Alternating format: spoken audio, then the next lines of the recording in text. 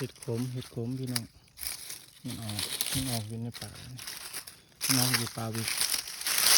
เขาเหยียบกำลังไหลแต่โบราณ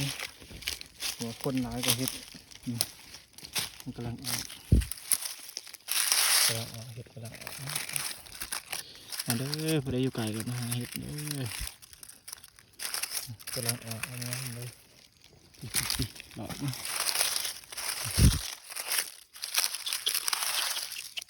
เห็ด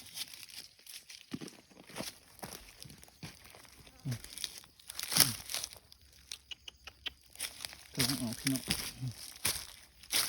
เก็บกันเลยปลาวิก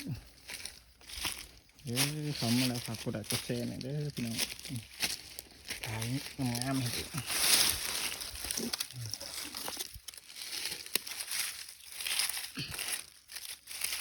เก็บงามๆเลย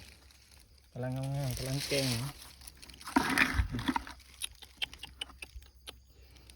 กำลังแบบผัดเลยกำลังงามๆเลยพี่น้องจบคลิปเพียงเท่านี้เด้อ